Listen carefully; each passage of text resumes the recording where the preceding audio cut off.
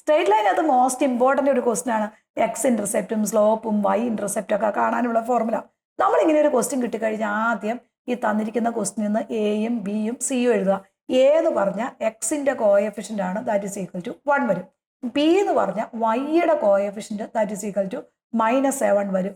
C എന്ന് പറഞ്ഞാൽ constant ആണ്, C that is equal to 5 വരും.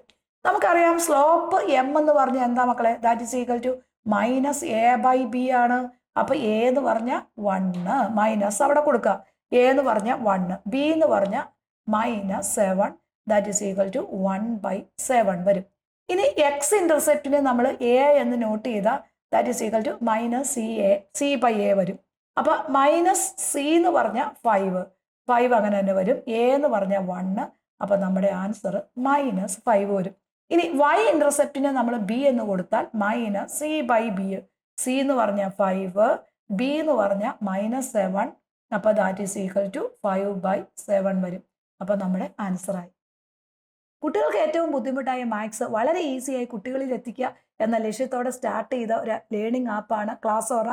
ടെസ്റ്റിലെ എല്ലാ ക്വസ്റ്റ്യൻസും ബേസിക് കൺസെപ്റ്റുകളും പ്രീവിയസ് ഇയർ ക്വസ്റ്റ്യനും അടങ്ങിയ 500ഓളം ലൈവ് റെക്കോർഡഡ് വീഡിയോ പ്ലേ സ്റ്റോറിൽ നിന്നും ആപ്പ് സ്റ്റോറിൽ നിന്നും കുട്ടികൾക്ക് നേരിട്ട് പർച്ചേസ് ചെയ്യാവുന്നതാണ്.